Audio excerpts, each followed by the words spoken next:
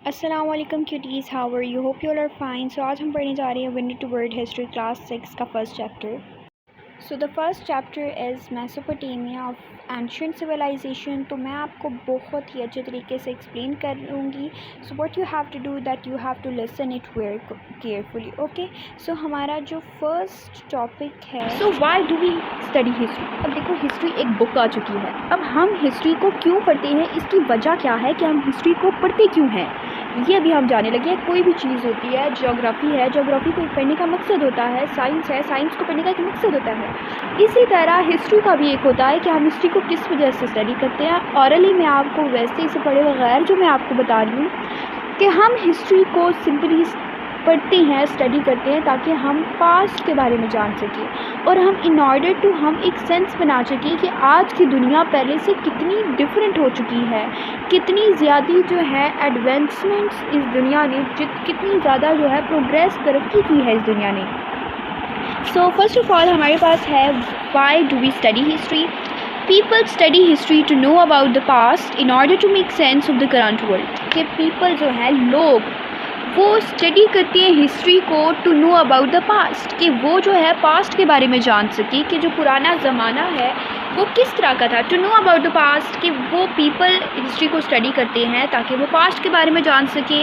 In order to make sense of the current world, कि वो sense बना सके इस करंट वर्ल्ड की, कि हाउ मैनी जो है चेंजिंग्स आई हैं इसके अंदर, कितनी चीज़ें जो है वो चेंज हो गई हैं। ठीक है, सिंपली इसका ये मतलब है कि हम स्टडी करते हैं हिस्ट्री को to know about the past in order to make sense of the current world. Current world का मतलब है अभी वाली दुनिया।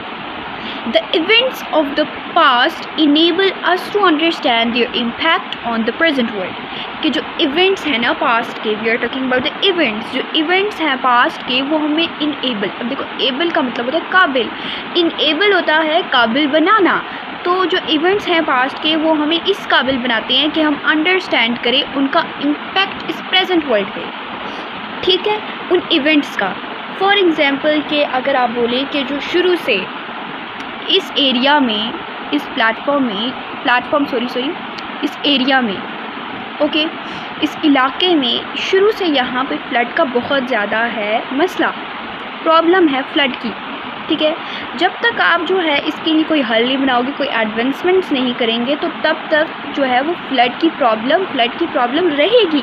जब आप उसके लिए कुछ प्रोग्रेस करोगे, आप कुछ उसका हल निकालोगे, सॉल्यूशन निकालोगे, कुछ आप चीज़ें बनाओगे, आप कंस्ट्रक्शन करोगे, तो वो मे बी जो है वो उससे रुक जाएगा। When you are not going to do anything, तो आपका जो प्रॉब्लम है वो प्रॉब्लम ही रहेगी। तो इस basically they are telling this कि जो इवेंट्स हैं पास्ट के वो हमें इस काबिल बनाते हैं कि हम अंडरस्टैंड करें कि उनका इम्पैक्ट क्या है प्रेजेंट वर्ल्ड में। पहले जो फ्लड्स थे, ठीक है, अब हमने इतनी एडवांसमेंट्स कर दी हैं कि अब हमने हर चीज़ का जो है वो सॉल्यूशन बना के रखा हुआ है। उसका असर क्या है, ठीक है, अब इसके जो असर है प्रेजेंट वर्ल्ड पे क्या चीज़ है वो हम सारी जो है वो आगे पढ़ेंगे। ओके, सो क्या कह रही है कि the events of the past, जो इवेंट है पास्ट के वो हमें इस काबिल बनाते, enable us to understand their impact on the present world. ठीक है, वो इस काबिल बनाती है कि हम समझे, क्या समझे, देयर इम्पैक्ट, उनके इम्पैक्ट, उनका असर समझे on the present world, present दुनिया में, जो अभी वाली दुनिया। Okay, bye studying the patterns of cause and effect in history, it is possible to predict what may happen in the future.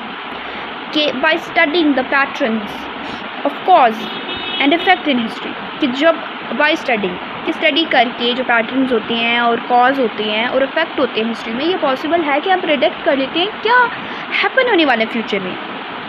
Okay, सो वो बेसिकली आपको क्या बोल रही हैं इस लाइन में, ये वाली line I am just studying, कि by studying the patterns of cause, कि जब हम स्टडी करते हैं पैटर्न्स ऑफ कॉज, मतलब स्टडी करते हैं पैटर्न, किस चीज़ का पैटर्न, वजूहात का पैटर्न, कि क्या चीज़ जो है वो इसकी वजह बन रही है।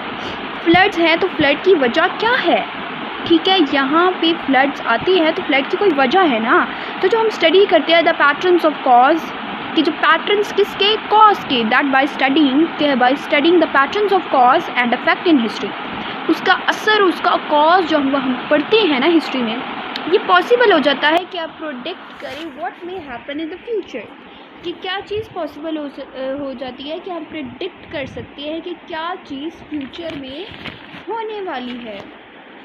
ओके, सो प्रेडिक्ट का मीनिंग है, आपने हिस्ट्री में जान लेना है जो वर्ड होते हैं जो बोल्ड होते हैं, लाइक यू कैन सी कि ये जो प्रेडिक्ट है ये बोल्ड हुआ वहाँ है, ठीक है। तो इनके जो मीनिंग्स होते हैं वो एंड पे भी लिखे होते हैं। Predict means an estimate that something will happen in the future और will be a consequence of something, कि हम एस्टिमेट लगाते हैं, अंदाज़ा लगाते हैं कि ये चीज़ हैपन होगी फ्यूचर में, और या ये एक सिचुएशन बनेगी किसी चीज़ की, ठीक है। फिर ये पॉसिबल है कि हम प्रेडिक्ट कर सकते हैं what may happen in the future, ठीक है। यहाँ पे देखें एक स्टिकी नोट पे एक मेन चीज़ आपको एक शॉर्ट फॉर्म बताई हुई है प्री हिस्ट्री की, और ये हम अगले में भी पढ़ने जा रहे हैं। प्री हिस्ट्री इवेंट क्या होता है, वो वाली history that was not recorded. History जो है वो रिकॉर्ड हुई थी फ्रॉम मेसोपोटामिया सिविलाइजेशन कि हिस्ट्री, अब देखो प्री हिस्ट्री टाइम होता है कि जो हिस्ट्री जो रिटन फॉर्म है जो रिकॉर्ड नहीं हुई थी, और हिस्ट्री रिकॉर्ड हुई थी मेसोपोटामिया से। ओके, तो यहाँ पे आपके पास मैप है, आप इस मैप को भी ध्यान से देखें ज़रा कि यहाँ पे उन्होंने जो है वो कलर की हुई हैं कि मेसोपोटामिया जो थी वो 1200 BC में थी, ठीक है। रोमन, ये सारी जो कलर्स उन्होंने बताई हुई हैं, जैसे मेसोपोटामिया का जो है या फिर आप बोले रोमन का, वो रेड उन्होंने बताया हुआ है ना, रेड आपने इस रोमन का बताया हुआ है ना। तो अब देखिए रेड ये वाली जगह है, मतलब ये क्या है, ये एक रोमन, ओके, रोमन एक है जो 753 BC में हुई थी। अब यहाँ पे आपको पिंक में पर्शियन का बताया हुआ है। अब पिंक ये है, यहाँ पे देखिए कॉन्टिनेंट्स, ये इलाके टाइप जो है वो बताएं, ब्लू है तो ये देखिए ये सारा बताया हुआ है। सो आपने इसको अच्छी तरह एक दफ़ा खुद भी रीड करना है। सो अब हम पढ़ने जा रहे हैं प्री हिस्ट्री। आपको मैंने एक प्रीव्यू दिया था, जैसे कि एक मैंने आपको छोटा सा इंट्रोडक्शन अपने से दिया था कि प्री हिस्ट्री क्या होता है, ठीक है। अब हम पढ़ने जा रहे हैं प्री हिस्ट्री को। Okay, so prehistory is the period of human history without written records. कि प्री हिस्ट्री जो है is the period of human history, ये ह्यूमन की हिस्ट्री का पीरियड है।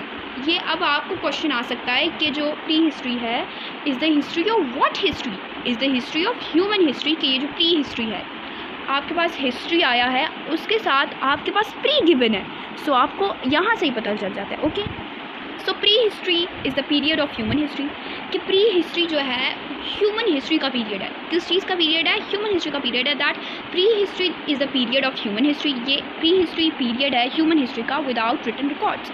ये ह्यूमन की ही हिस्ट्री है बट इसमें कोई भी रिकॉर्ड्स नहीं हुए, without written records. Without means के अलावा, कि ये रिटन रिकॉर्ड्स के अलावा है, कि ये ह्यूमन की हिस्ट्री है विदाउट रिटन रिकॉर्ड्स, ये इसका कोई रिटन रिकॉर्ड नहीं हुआ, this history is not recorded. कि prehistory is the period of human history without written records. It is known mainly through archaeological discovery, study and research. ये जाना जाता है मेनली थ्रू आर्कियोलॉजिकल डिस्कवरीज। इसको जाना जाता है किन किन चीज़ों से, मेनली थ्रू मतलब ज़रूर मेन होता है, ज़रूरी मेन चीज़, ठीक है। Mainly through archaeological discoveries, study and research. कौन कौन सी discoveries, archaeological discoveries, study and research. के आर्कियोलॉजिकल डिस्कवरी से, स्टडी से और रिसर्च से जो है मेनली इसे जो है वो जाना जाता है। So you have to memorise that what they are saying, how it is known mainly through archaeological discoveries, study and research, ठीक है। आप रिसर्च करते हो, आप डिस्कवरीज करते हो, आप स्टडी करते हो, फिर आपको जो है वो इसको पता चलता है। अब सेकेंड पैराग्राफ में आप देखें, the past is divided into large period of time known as ages, eras और पीरियड्स। के पास्ट को डिवाइड किया गया है into large period of time, के बड़े पीरियड ऑफ टाइम में पास्ट को डिवाइड किया गया है। 100 years, 1000 years, 200 years, 300 years etcetera, के पास्ट को डिवाइड किया है लार्ज पीरियड ऑफ टाइम में, ठीक है। Past is divided into large period of time. और पास्ट किन चीज़ में डिवाइड है, एजेस में, इराज में और पीरियड्स में, ठीक है। The past is divided into large period of time known as ages, eras और पीरियड्स। एजेस में, इराज में और पीरियड्स में जो है इसको क्या किया गया है, डिवाइड किया गया है। कौन सी, ages, eras and periods, ages, eras and periods. Okay, so next sign है, eras and ages usually make up more than 1 century. 1 century means 100 years. 100 years जो है वो 1 सेंचुरी होती है। कि इराज और ages usually make up of one more than 1 century. कि eras and ages usually make up of more than 1 century. कि eras और एजेस जो है ना यूजुअली मेकअप वो बनाते हैं मोर देन 1 सेंचुरी, मतलब 100 साल से ज़्यादा। Okay, we are talking about ages and eras, that eras and ages usually make up of more than 1 century। के वो बनाते हैं make up of more than 1 century, कि वो एक 100 ईयर से ज़्यादा बनाते हैं इराज और एजेस, कि वो 100 ईयर से ज़्यादा। ओके, फिर हमारे पास आता है a time line. A time line explains what happen during a certain period of time. It is the chronological sequence of events along a drawn line with date and event। Okay, एक time line क्या है? एक time line हमें explain करती है what happen during a certain period of time. Certain period of time से मुराद कि एक सर्टेन पीरियड ऑफ टाइम इस वक्त में क्या हुआ। आपको एक टाइम लाइन दिया गया है जो 2700 यू कैन से 2500 BCE से 2700 BCE तक। अब ये एक टाइम लाइन है, इसके अंदर जो है आपको बताया गया है कि इसके बीच बीच में जितने इवेंट्स आ जाते हैं वो टाइम लाइन के बिटवीन आ जाते हैं। ओके, होप सो आपको इसकी समझ आ गई होगी। ठीक है, कि एक time line explains what happen during a certain period of time, कि इस पीरियड ऑफ टाइम में क्या हैपन हुआ। हमने 2500 से 2700 BC तक की टाइम लाइन बनाई, मतलब इनके बिटवीन जो भी इवेंट्स हुए ना वो इस टाइम लाइन में हुए हैं। इसके दरमियान जो भी इवेंट्स हैं वो हम स्टडी करें इस टाइम लाइन के जरिए। Okay, it is a chronological sequence of events along a drawn line with date and event। chronological sequence का मतलब होता है कि वो सीक्वेंस की with the passage of time क्या क्या इवेंट्स हेल्ड हुए, क्या क्या चीज़ें हुई, दैट इज़ कॉल्ड। ओके, तो ये सिंपली कौन सा सीक्वेंस है? chronological sequence। Which sequence is this? chronological sequence। कि ये chronological sequence है, किसका सीक्वेंस है? इवेंट्स का। It is a chronological sequence of events। ये एक chronological sequence है इवेंट्स का along a drawn line। इसके साथ जो है वो एक drawn line होती है, मतलब कि एक लगी होती है line with date and event. कि डेट होता है, इस पर होता है कि डेट इसके ऊपर मेंशन होती है, और इवेंट होता है कि इस डेट को कौन सा इवेंट हुआ है, ये कब हुई है, ये कब इस्टेब्लिश हुई है, दिस एंड दैट होता है। कि it is the chronological sequence of events along a drawn line with date and event। कि क्या बोल रही है कि it is a chronological sequence of events। किसका chronological sequence है? इवेंट का chronological sequence है along, इसके साथ a drawn line with date and event। एक drawn line लगी होती है with date and event। So hope so आपको यहाँ तक जो है वो समझ आ चुका है। मैं आपको मतलब आहिस्ता आहिस्ता स्लोली ग्रेजुअली जो है वो मैं आपको पढ़ा रही हूँ, ताकि जो है वो आपको अच्छी तरह समझ आ सके, आपके जो दिमाग में जो है वो स्टोर कर सके। अगर आपको कोई भी चीज़ नहीं लेट्स सपोज आपको समझ आ रही, तो आप जो है मेरे से जो है वो कमेंट्स में भी आप डिस्कस कर सकती हैं, तो मैं आपको वहाँ पर भी बता सकती हूँ। और जो हम अभी आज पढ़ेंगे ना उसका मैं नेक्स्ट क्लास में आपसे टेस्ट भी ज़रूर लूँगी। Okay, so now we are going to study the next topic which is civilisation. What is civilisation? मैं आपको वैसे इसके बारे में बताऊं कि इस पैराग्राफ में, इस टॉपिक में हमें सिविलाइजेशन के बारे में जो बताया गया है वो मैं आपको ओरली बता रही हूँ। कि एक सिविलाइजेशन है ना, उसको यूज़ किया जाता है टू डिस्क्राइब द सोसाइटी। कि उसको यूज़ किया, एक सिविलाइजेशन जो है उसे यूज़ किया जाता है ताकि वो डिस्क्राइब करे सोसाइटी को, कल्चर को, और जो तरीका होता है पीपल के रहने के एक सर्टेन एरिया, एक स्पेसिफिक टाइम में। हमने जैसे कि एग्जांपल ली थी 2500 BCE से 2700 BC। तो एक चीज़ है यहाँ पे जो ग्रुप ऑफ पीपल होते हैं, एक सोसाइटी होती है जहाँ पे जो कल्चर होते हैं, पीपल का जो रहने का तरीका होता है ना, वो इस स्पेसिफिक टाइम में जो है वो साथ इकट्ठे रह रहे होते हैं, एक सोसाइटी रह रही होती है उसको। ठीक है, इसके दूसरे जो सिग्निफिकेंट फीचर्स हैं, अब देखो इसमें जो है बंदों का बिलीव होता है, उनकी गवर्नमेंट्स में क्या चीज़, उनका तब का गवर्नर कौन था, उनकी आर्किटेक्चर और उनका कानून और उनके ऑर्डर्स क्या थे, वो वहाँ पर होता है। ठीक है, अब इसमें आपको बताया गया है कि मोस्ट जो सिविलाइजेशन थी ना वो बनी थी रिवर्स के आगे। क्यों रिवर्स के आगे वो बनी थी? क्योंकि उसमें जो वाटर की एक्सेसिबिलिटी थी, कि वाटर को हासिल करना बहुत जो था वो इजी था, वो बहुत एक फर्टाइल लैंड था ना बेसिकली। तो वो एक मतलब वाटर जो एक वाइटल सोर्स होता है ना लाइफ का, कि एक ज़रूरी सोर्स होता है, और जो फर्टाइल लैंड था, ये दो मेन रीजंस थी कि वहाँ पे उन्होंने सेट नियर उन्होंने इस्टेब्लिश की थी, ऑर्गेनेटेड हुए थे वो नियर रिवर्स। ये उसकी दो रीजंस थी, एक एक्सेसिबिलिटी टू वाटर था जो एक वाइटल सोर्स था, और दूसरा था फर्टाइल लैंड। जो लैंड जो रिवर के आगे होता था ना वो एक फर्टाइल होता था। ठीक है, जो लैंड नियर द रिवर्स था वो फर्टाइल था। क्यों फर्टाइल था? Because when the river flooded, क्योंकि जब रिवर जो था उसके ऊपर सैलाब आता था, अल्यूवियल जो है वो एक बेसिकली एक सॉइल है। ठीक है, ये एक सॉइल है। ठीक है, ये सॉइल कौन सी सॉइल होती है कि ये सबसे बेहतरीन, सबसे बेस्ट सॉइल होती है। जब फ्लड्स हो जाते हैं तो उसके पीछे रह जाती है, ठीक है। ये वाली जो सॉइल जो है ना वो डिपॉजिट हो जाती थी सराउंडिंग वाले लैंड में, कि एक जो साथ सराउंडिंग वाला लैंड था ना उसमें डिपॉजिट हो जाती थी, और ये हाईली सूटेबल था, ताकि इसमें जब वो अल्यूवियल सॉइल है तो इसमें हाईली सूटेबल है कि वहाँ पे ग्रो कर सकते हैं मुख्तलिफ़ किस्म के, मुख्तलिफ काइंड्स जो होती है, वेरियस काइंड्स के क्रॉप्स हम इसमें कर सकते हैं, ठीक है।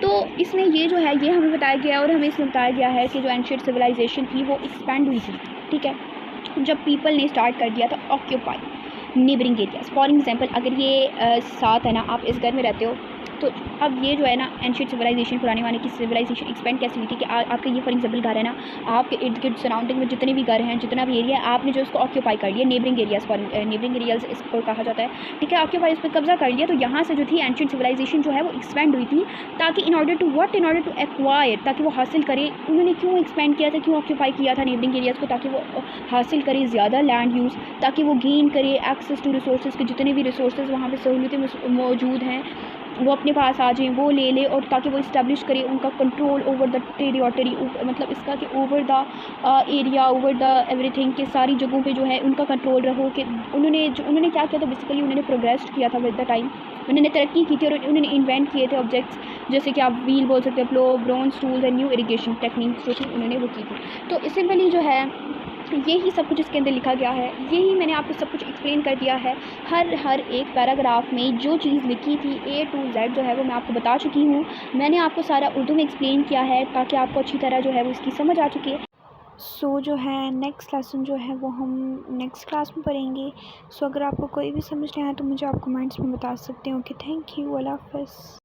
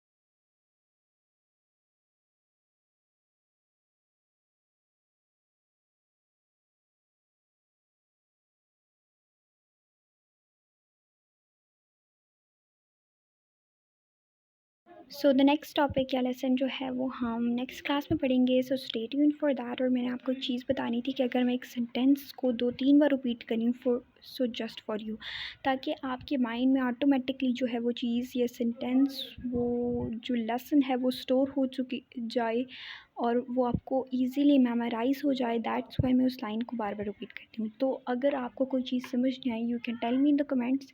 सो नेक्स्ट टॉपिक जो है वो हम नेक्स्ट क्लास में पढ़ेंगे। ओके, अल्लाह हाफ़िज़, बी ब्लेस्ड।